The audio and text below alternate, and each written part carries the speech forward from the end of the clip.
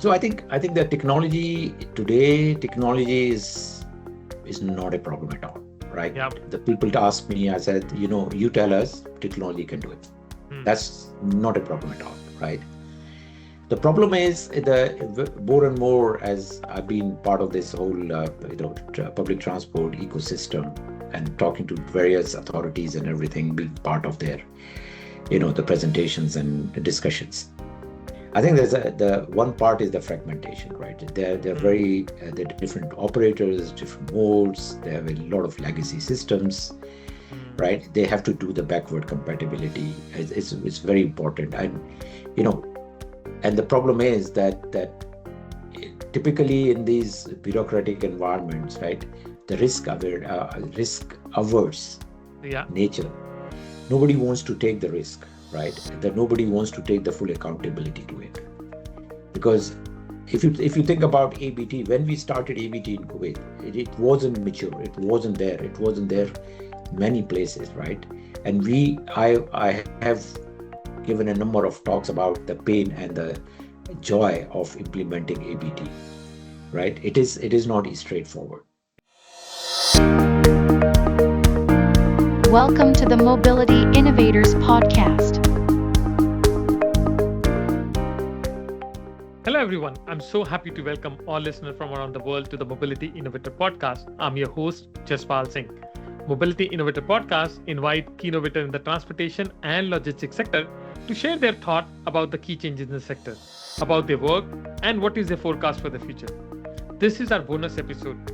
Today's episode is special as this is the first time we have a repeated guest. Dr. Dheeraj Bhardwaj was on our podcast in 2022. He's currently the vice chair of Door to Door. Earlier, he was the group CEO of City Group Company. Prior to the City Group, he was the co-founder and CEO of Arnab Mobility, running a micro-mobility platform in Middle East.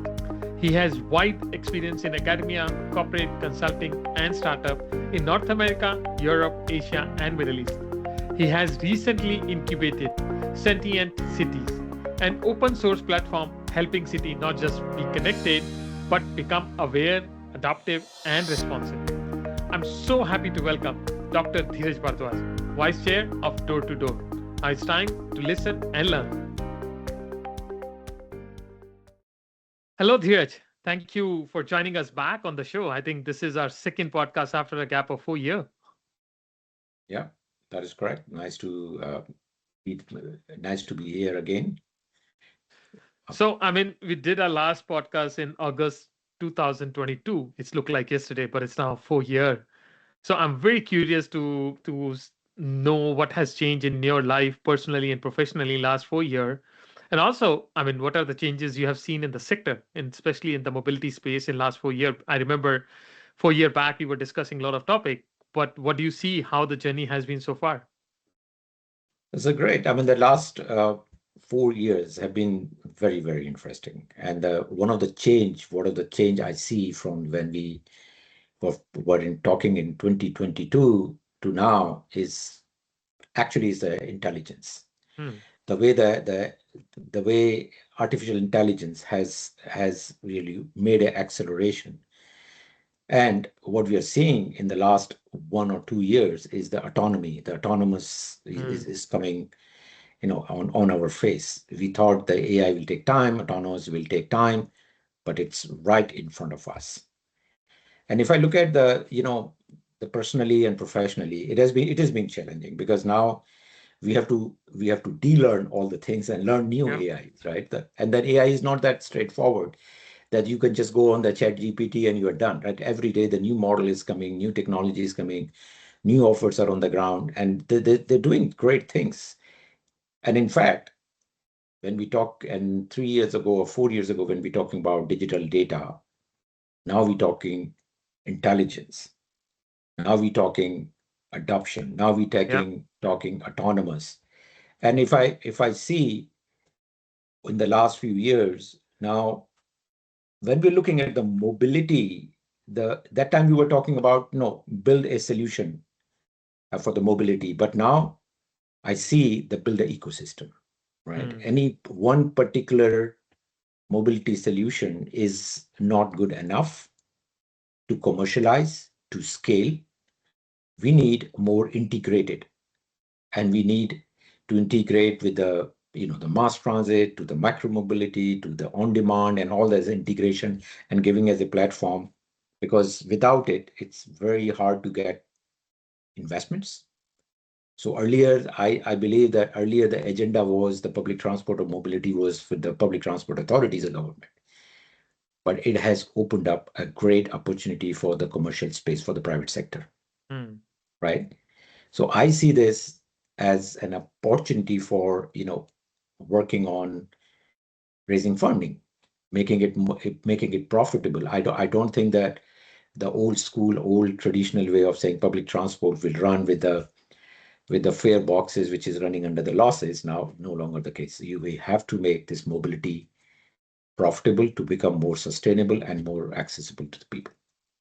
Yeah, no, I lot of good point you mentioned, and I think one of the important point you mentioned about de-learning and relearning, because whatever we have learned so far, I mean, the whole process and whole ecosystem is shifting around us, and this is what I keep thinking about. It's not only about learning how AI work, not about booking your travel, finding a nice place, or finding a good restaurant, but it's about how in your day-to-day job it can impact. I mean, we have now open agents, autonomous vehicles are around us. Waymo has becoming a big force now, launching in UK. I mean, you are in London right now, Yep. so it will be coming to London very soon. 4 year back, it looked like it is still decades away, but things have really accelerated. In fact, I want to connect a little bit some point we discussed in our last discussion, and I remember at that time you are still the vice chair of door to door, and you are very bullish about on-demand mobility and on-demand buses. At that time, you introduced in many cities in Middle East. How do you still see the on-demand mobility complementing the fixed route, or they will take over, or I mean, both will coexist? And how do you see the demand for on demand is changing? It's not only A to B or point people are going for home to office, and especially given your experience in MENA region, I also very curious to understand like what is the acceptability of on demand buses in MENA region? That's a good question. So let's place the on-demand mobility in the in a city transport ecosystem, right? Yeah. If you think about the transit systems in public transport are actually designed to absorb the peak demand, Hmm. right? And let's keep in mind that the human side of it, because the if it is not autonomous, it's driven by our drivers. The Hmm. peak demand in the is typically lasts for 3 to 4 hours in the morning, 3 to 4 hours in the afternoon, and you cannot divide then practical problem on the ground is how will you design the duties for the drivers, Hmm. right? Which is a very impractical thing. So that's one thing. That what I'm trying to say is that the inappropriate or inefficient, I would say, inefficient use of the resources, Hmm. right? Because you design the public transport to capture the peak demand, but then during the off-peak, it's very inefficient use of the resources. Also, a clear mobility gap between the mass transit and the taxi and the private vehicles. In Hmm. between, and we call this as if you look about that the as a city, if you look at the customer segmentation, we used to call blue collar, white collar, right? And I Hmm. in my last podcast I also mentioned we forget that one sector, which is we call it pink collar, between the blue and white, Hmm. right? And if I define that as the people who are in the early stage of their careers, or I would say they are the powerhouse of the productivity of any city, right? Hmm. Now they can afford, their lifestyle is changing, their thinking is changing. You can call them in generation G or generation Alpha or whatever you call them. They can afford to have they can afford to have a car, but they have a different lifestyle needs. And they need something not too expensive or too not there is need a lifestyle solution which is not too Yeah. expensive for them. Now this on-demand bus, what they've done is we provided them a service on demand when they need it, where they need it. They are tech savvy, so you actually order on demand on your mobile app, and you pay less, and it's affordable. And in the beginning, we had a lot of issues, which is like to make them understand that this is not Uber, because Uber is still expensive for them. And and they understand that it's a shared service. That's why this is affordable compared to Uber, but it Yeah. still operates like Uber, right? There has to be some compromise in terms of the experience, but it is not that much off. So in order to explain to them, we used something very interesting slogan. We said faster than bus, cheaper than taxi. Mm. Faster than bus, cheaper than taxi. And immediately that slogan, that tagline clicked in their mind, and they said, yeah, that's correct, right? Because now I know why I'm sharing. Now I know it is faster than bus.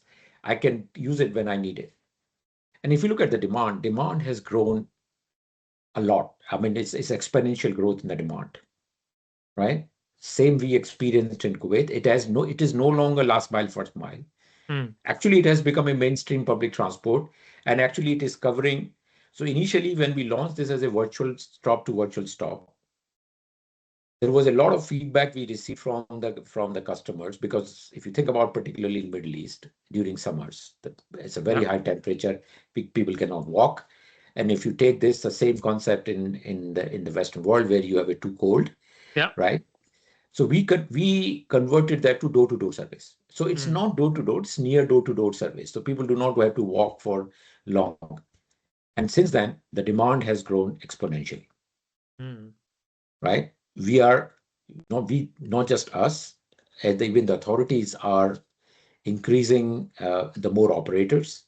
We have just completed, we're just completing the SOAP sandbox program in TGA, Saudi Arabia, which they Mm. come up with the new regulations, and they're inviting, the most likely they're going to invite the other operators to join, because no one or two operators can cater the requirements, the demand which I mean, you will have in cities.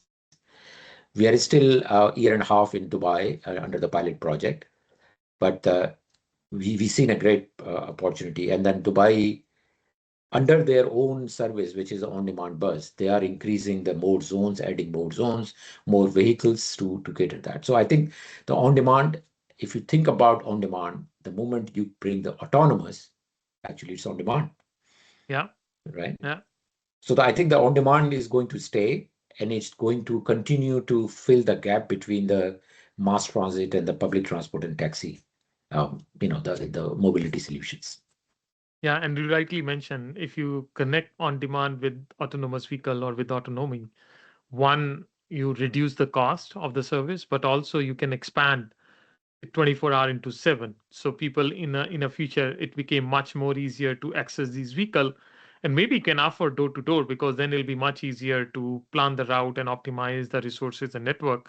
But it'll be very important. And in fact, I was reading a survey done by Ipsos, and it's basically say the Generation Z are more open to use public transport than generation, the baby boomers or generation Y or millennial and all. So it clearly show people are more open to experiment these service, and you can, if you can make it affordable, comfortable, like you said, faster than bus and cheaper than taxi, it's really make a huge impact. Now, another important area which is close to your heart, and I know you keep talking about, is ticketing.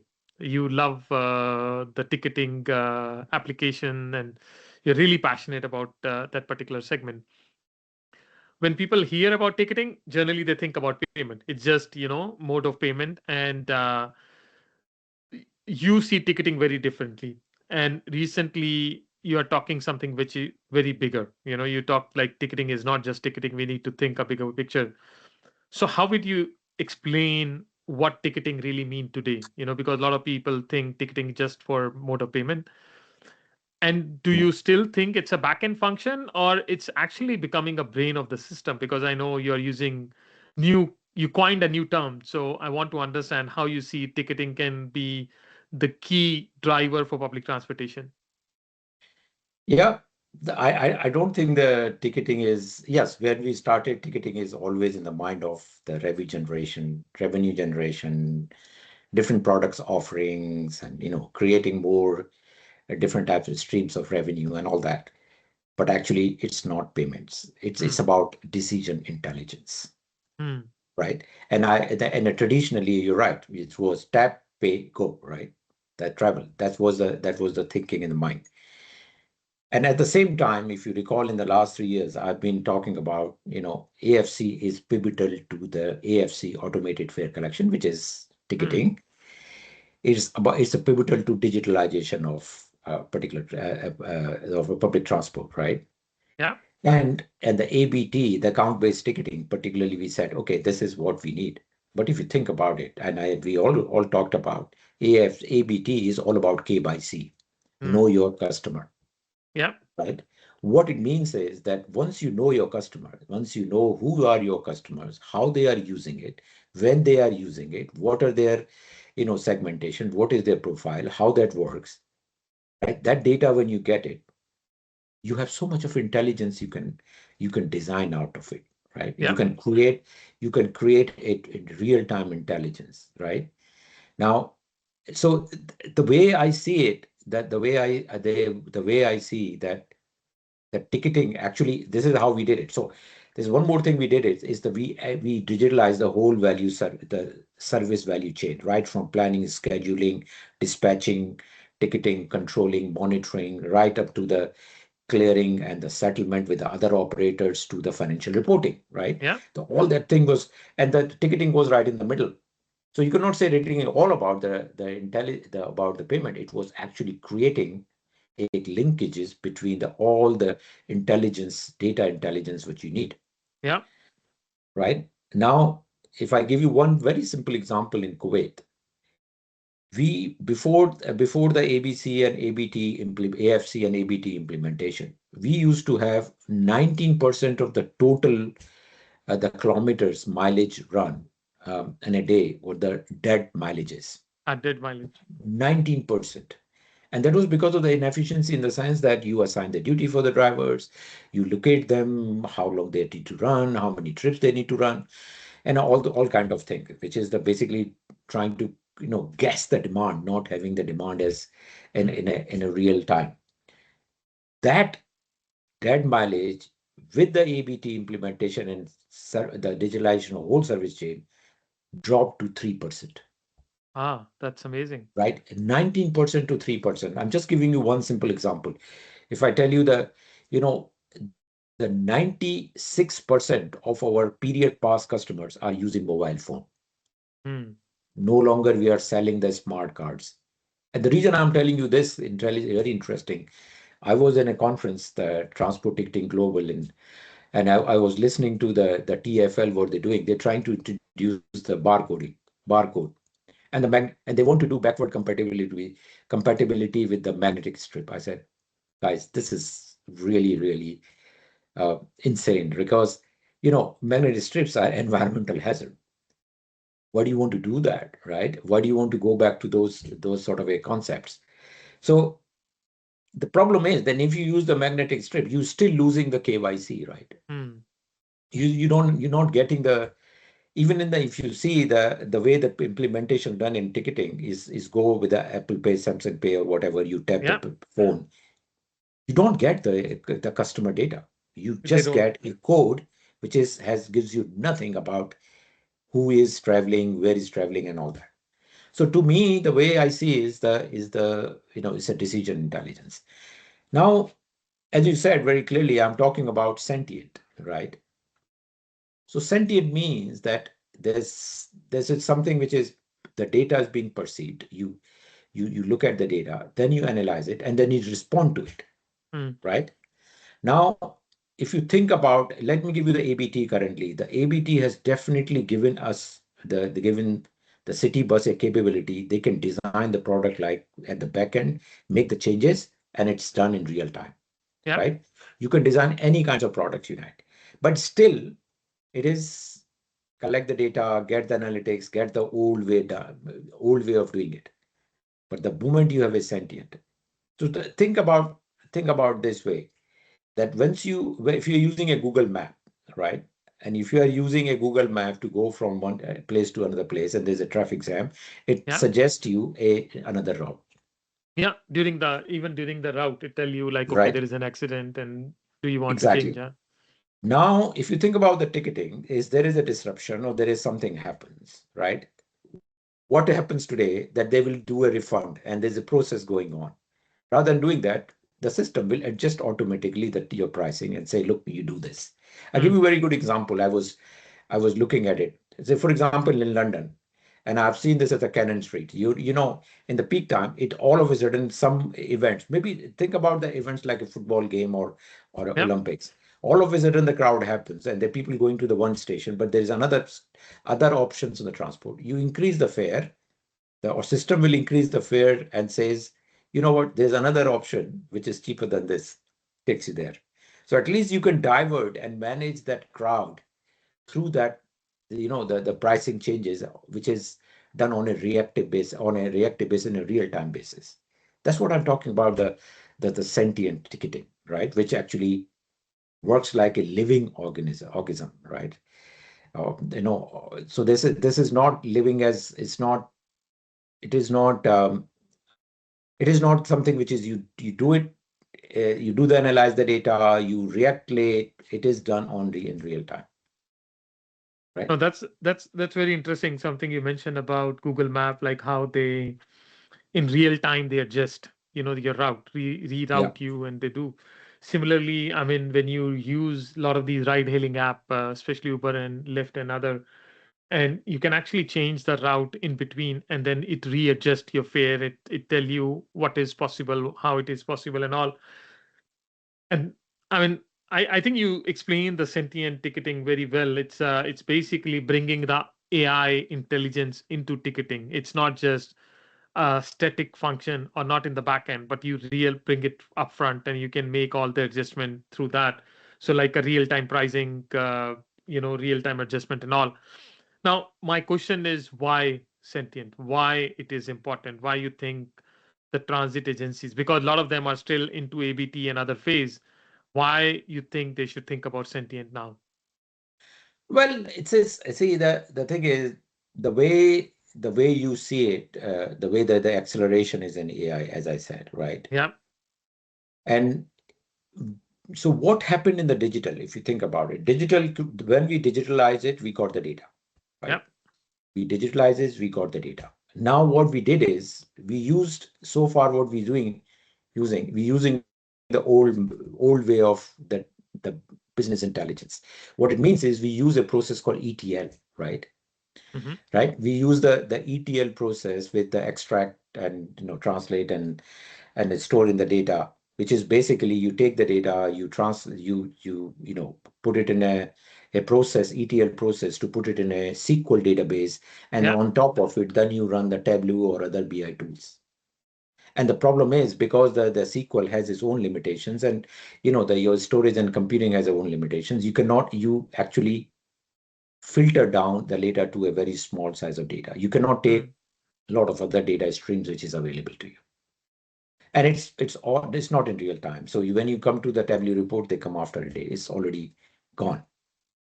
But if you think about today, the new tools which is the AI has brought, and this is a new I call it intelligent transport data fabric, which means you create the relevance aware ingestion of the data, means not just your data, but your live open source open data, which is coming from GPS, from the Google Maps, from other services running around, the traffic data, and all that data is feeding yeah, into as a data streams.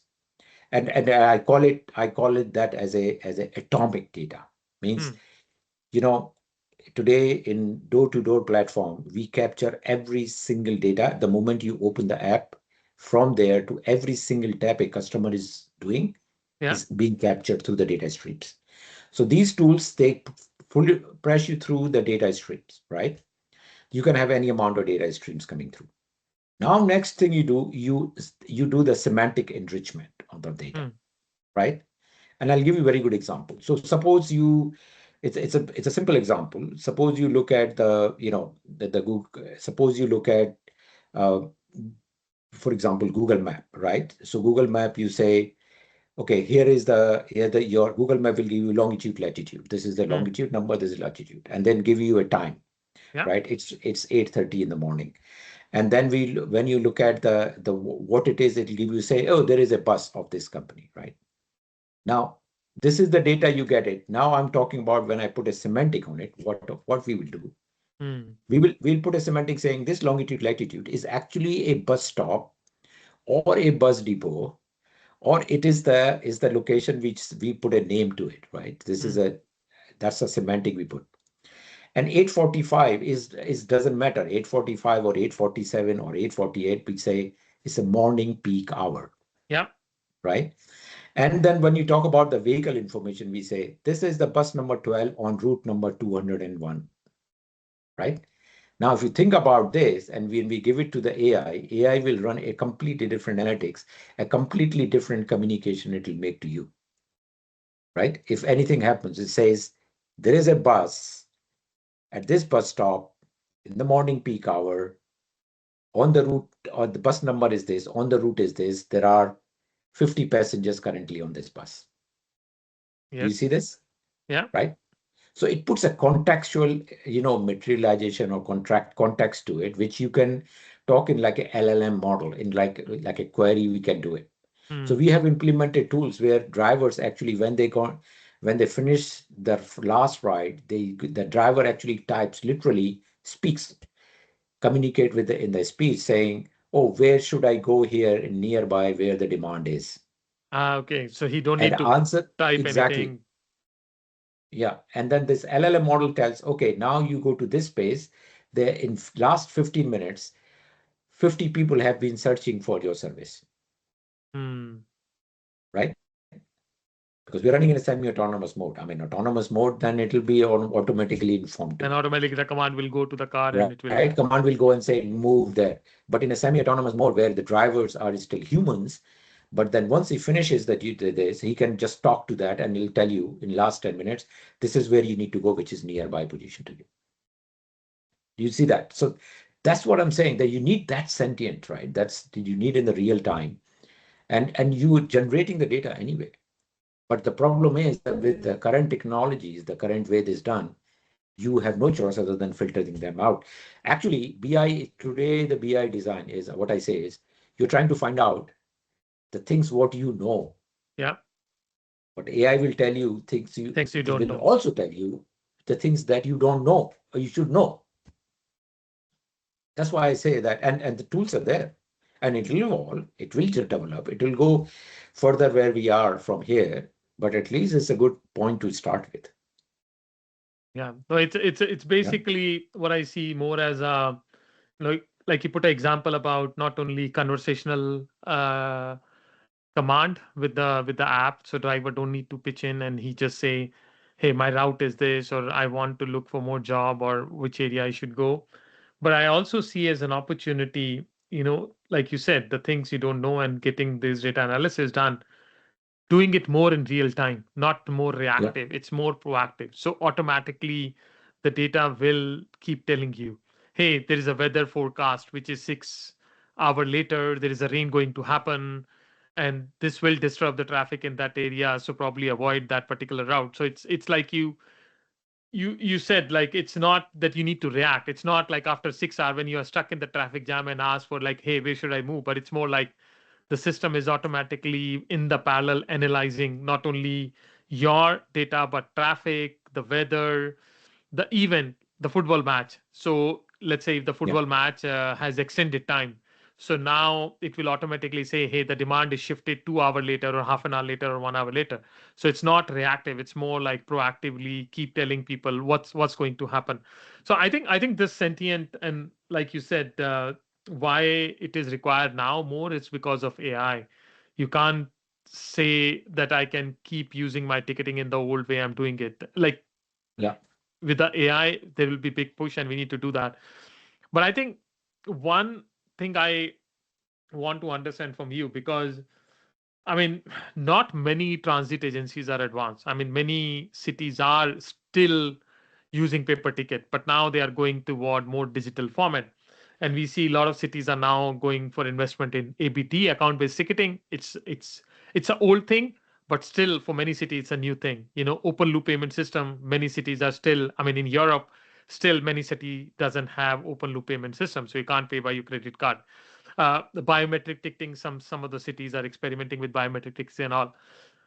Why you think cities are still struggling to unlock the full potential of ticketing? Because they they try to implement the technology, but I haven't seen very good cases. Like you talk about TFL, but I would say TFL is one of the best system in the world compared to other city. So is it because of the technology, the culture? Is it ecosystem they don't understand, or is it above all, like, what are city getting wrong about ticketing transformation today? What they are not, like you did in Kuwait. What do Yeah. you think they are doing wrong? So I think the technology today, technology is not a problem at all, right? Yeah. The people ask me, I said, you tell us technology can do it. Hmm. That's not a problem at all, right? The problem is more and more as I've been part of this whole public transport ecosystem and talking to various authorities and everything, being part of their the presentations and the discussions. I think the one part is the fragmentation, right? They're Hmm. very they're different operators, different modes. They have a lot of legacy systems, Hmm. right? They have to do the backward compatibility. It's very important, and you know, and the problem is that typically in these bureaucratic environments, right, the risk averse Yeah. nature. Nobody wants to take the risk, right? That nobody wants to take the full accountability to it. Because if you think about ABT, when we started ABT in Kuwait, it wasn't mature. It wasn't there. It wasn't there Hmm. many places, right? And I have given a number of talks about the pain and the joy of implementing ABT, right? It is not straightforward. Yeah. So I think the thing is that lack of lack of the accountability to take a risk, or I would say lack of innovation The culture, culture. The culture. right? Innovation culture, which is restricting them to do it, because if they have the right innovation culture, that means even failures are acceptable, right? Oh, for sure. Failures are accepted, and then failures are rewarded too, right? If you took a bold step, you did it. Otherwise we would have not reached to the moon the way you Yeah. see it, right? So that's one thing. The second thing is the mindset is part of it, right? It's about, it's still, if they take it out, the concept as we talked about, that payment, this ticketing is all about ABT or AFC is about revenue collection, Yeah. they have to take that out, because it's not about revenue collection, it's about the whole thing. And then if you think about the organizations, right, the in public transport, that ticketing is one particular department who's not, Hmm. you need to bring the cross sector collaboration, right, as a one single team. If these guys work together as a team, the ticketing, planning, scheduling, all these teams together, they will understand that kind of data what ticketing can offer to you will be Hmm. so useful for your planning, right? So useful for your operations, you're so useful for your maintenance way of vehicles and all kind of things, right? So that is a fundamentally which I see it. And another nature, so they have to think that ticketing giving you the real, so the customer centricity is Yeah. missing, right? So ticketing gives you the only interaction which customer has in real time is the ticketing, right? Because the ticket is the one where you going and how much he's paying, how frequently he's paying. All that information comes in ticketing, which is used in both sides of the service chain, right? And then this whole concept of the backward compatibility, Hmm. is a killer. Now, I was thinking in my mind, if TFL has to do for example, magnetic strip, if they want to get rid of it, simple. Tag that as an environmental hazard. Nobody will talk, right? So the person who is accountable for getting rid of the magnetic strip can get it done in a way in a minute, just by taking it, right?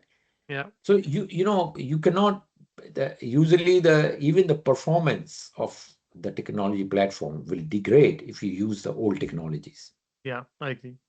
right? Those are the kind of hurdles they have to get out of it. It's whatever you call it, it's a policy, it's a bureaucracy, or the way they are structured to it.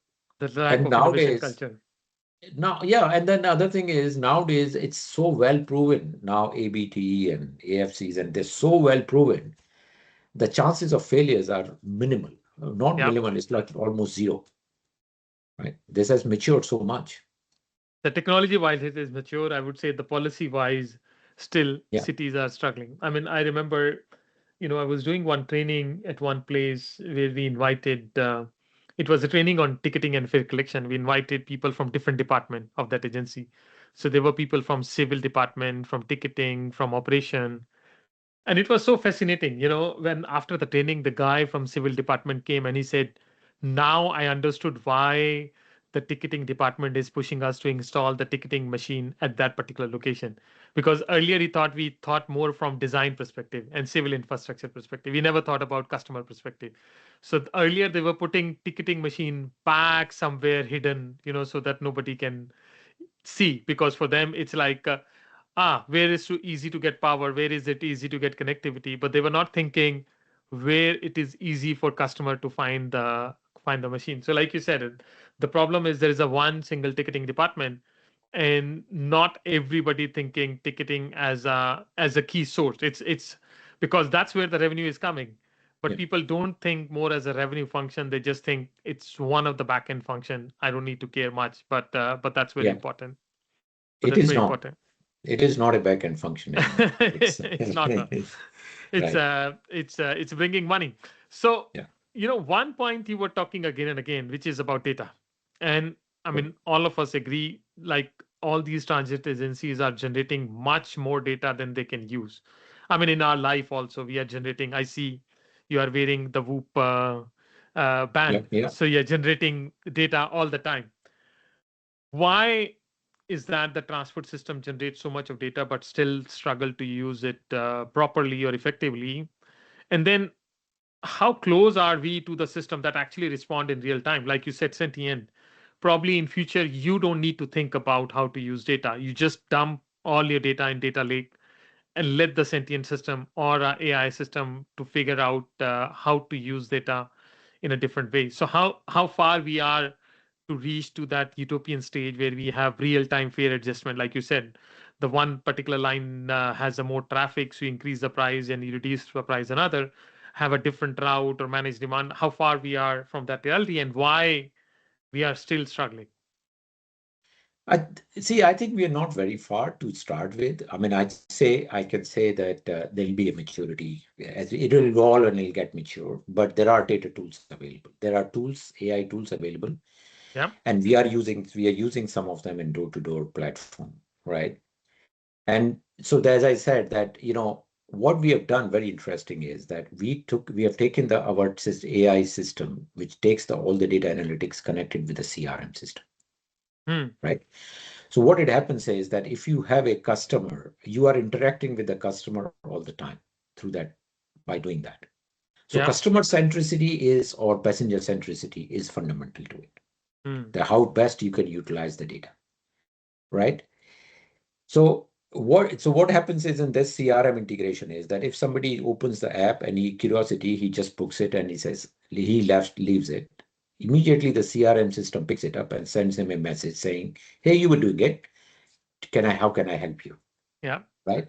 And we connected this about the automated bot system in our CRM system, then people can interact.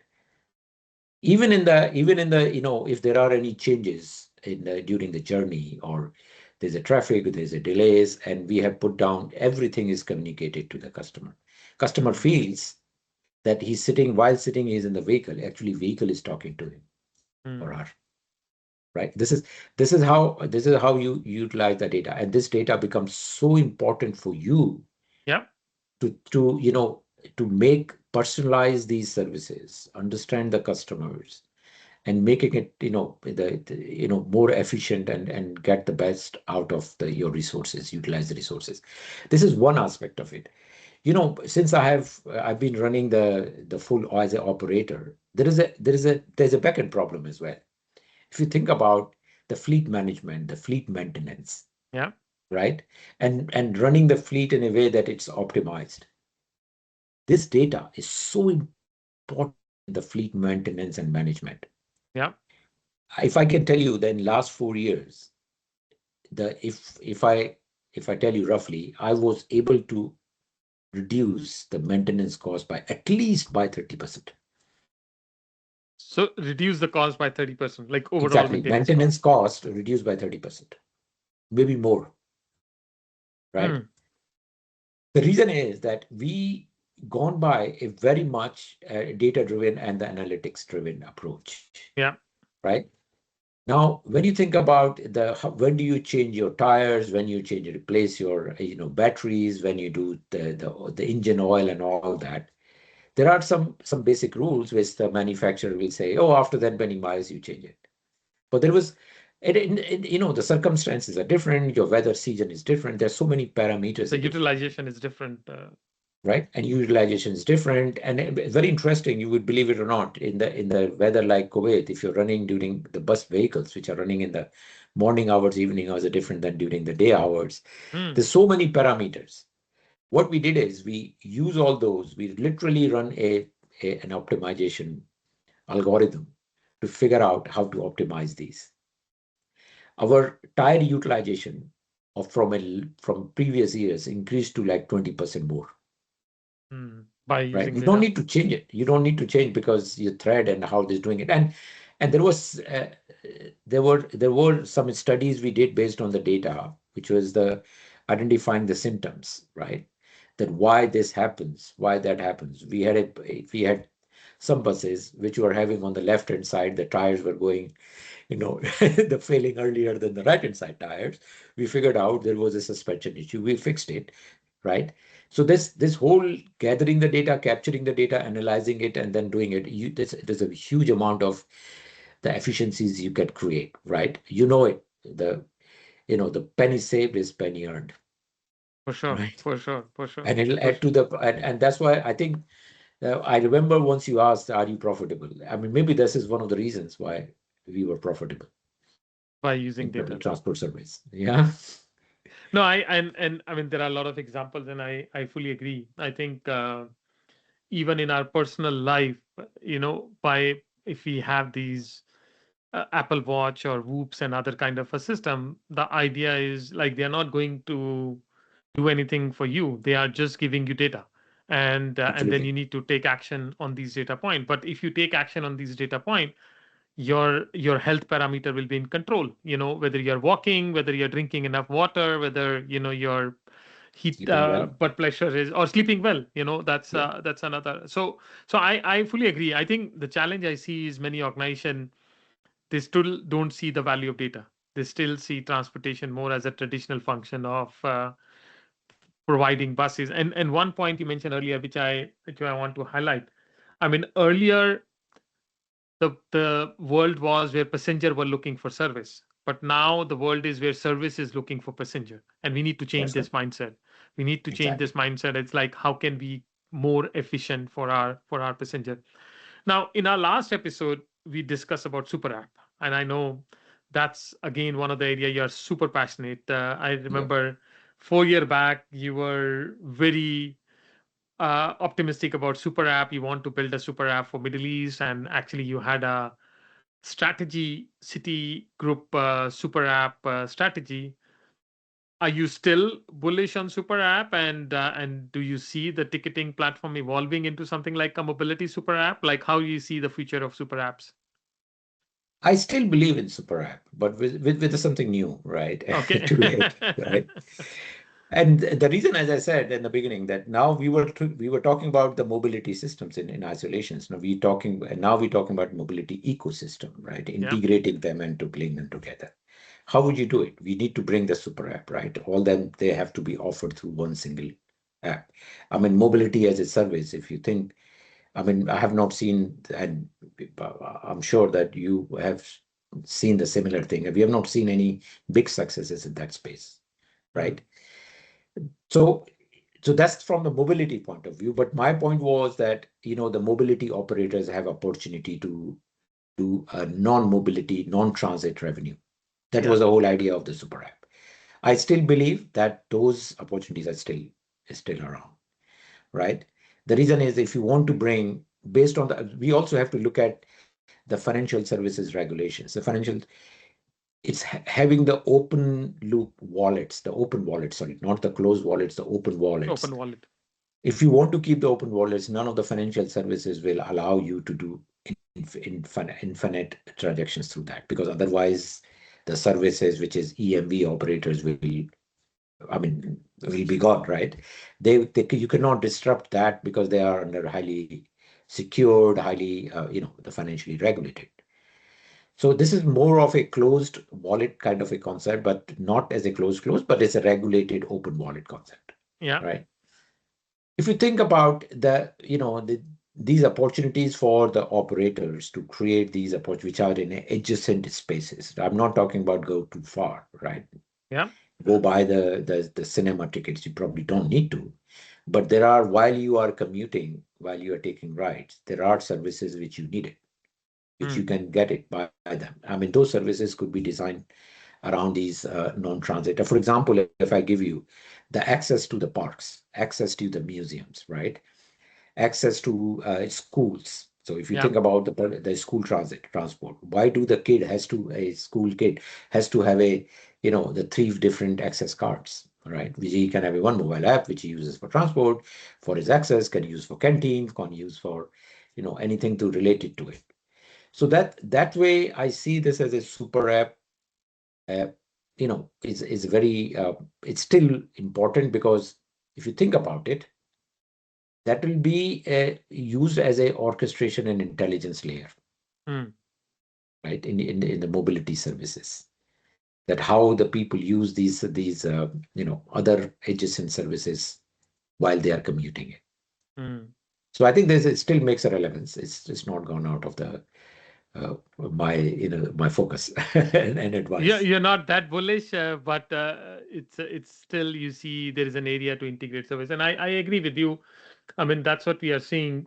A lot of backward integration. So, for example, a lot of companies are actually moving into financial services. Like I saw recently, my telecom operator, they launched the financial card. Why? Because they have a kind of a user base, and now they want to utilize that user base and backwardly integrate with financial services. And why? Because then they can sell some other product or can partner with some other product. And like you said, in transit, we have a huge database of users who are using our services.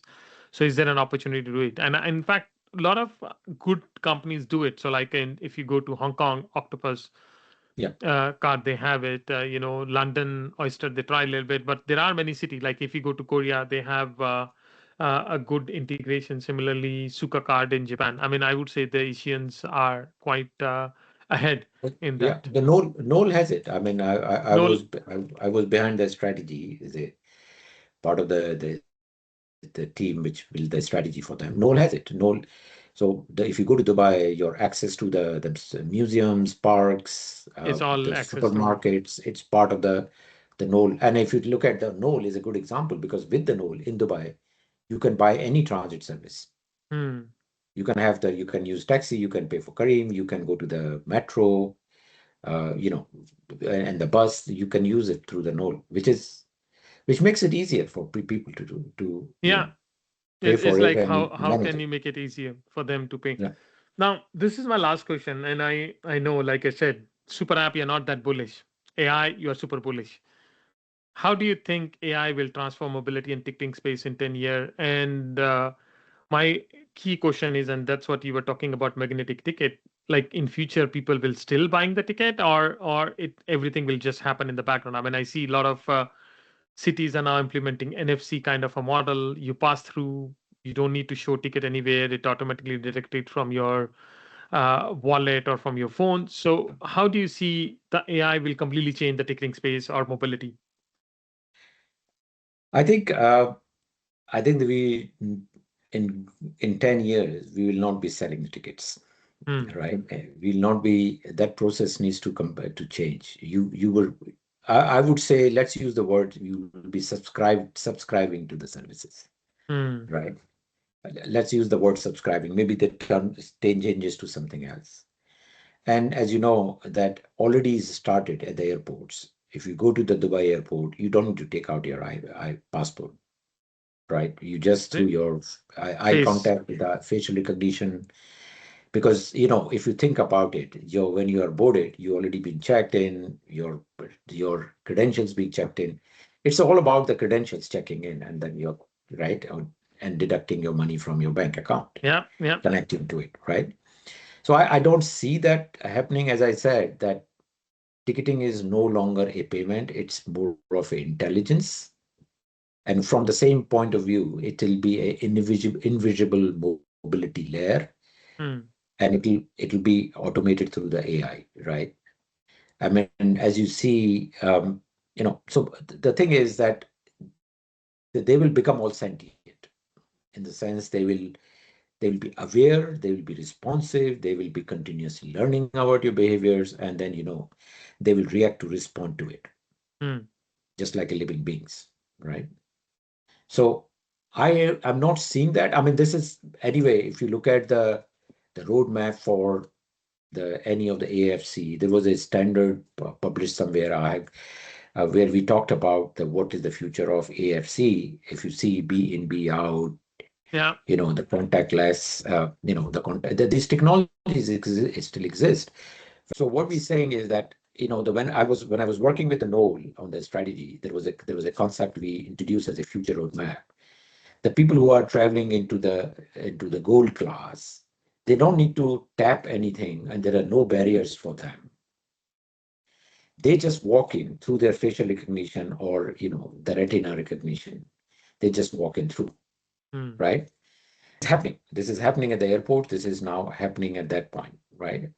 And making it that seamless, and through the AI, knowing their behavior, knowing their all about the people, it's what is going to happen.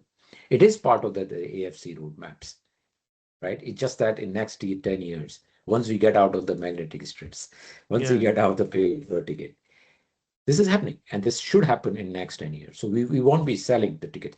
If you think about it, ticket is a very important thing, which I in ticketing world is the validation. It's the word validation, term validation. For that, we need the ticket, if you think about it, yeah. That's true. right? If you can make it validation seamless without anything, or through your facial recognition or whatever, that's it, right? That's so you don't need to sell the tickets. And I think two important points you which you mentioned. And by the way, you rightly said, like, it's I feel sometimes it's weird because people are okay with having facial recognition at the airport. But then if you say you need to implement it transportation, people talk about data privacy and all other kind of a thing. But at the airport, they are very comfortable. But outside the airport, people don't feel comfortable, which is crazy. The second point you mentioned about subscription, and I think some of the city try to do these subscription kind of a model, monthly passes, daily passes, yearly passes, and all. The challenge is how to convert, like how to completely eliminate the single journey ticket. And I think that's, like you said, it's a cultural shift. Like a city come out and say, hey, we don't have any single journey ticket.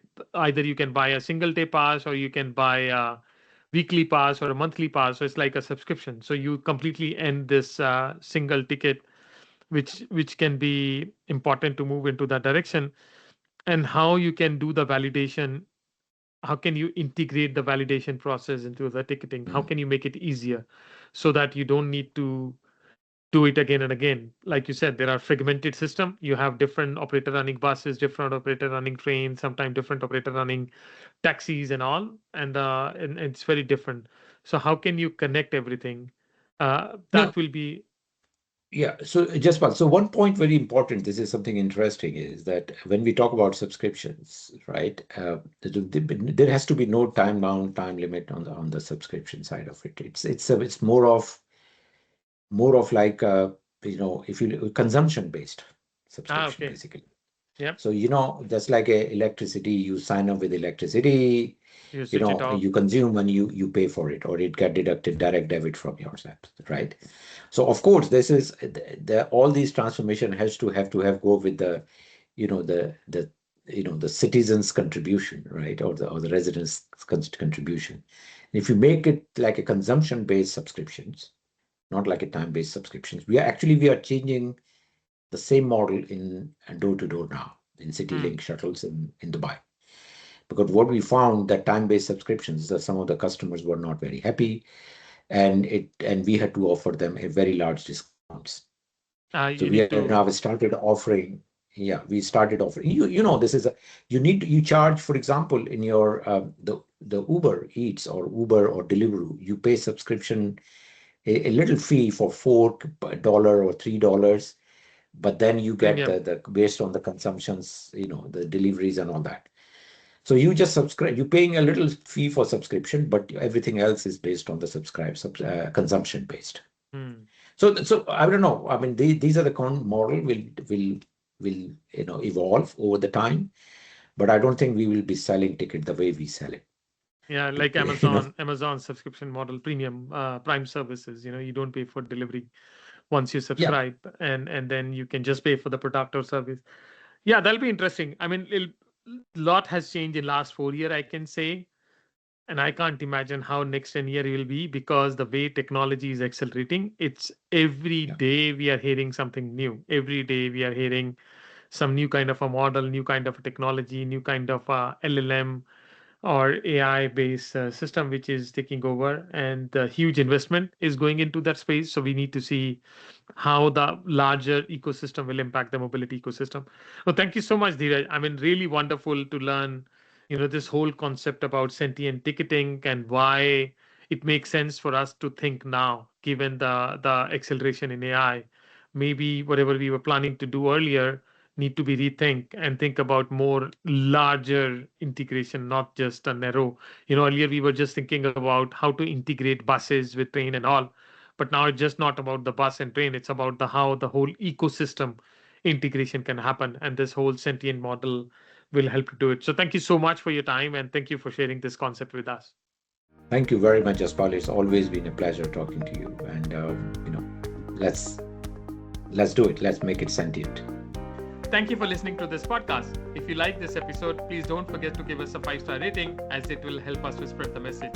If you have any feedback or suggestion for this podcast, please feel free to reach out to us at info@mobility-innovators.com. I'm looking forward to see you next time. Thank you.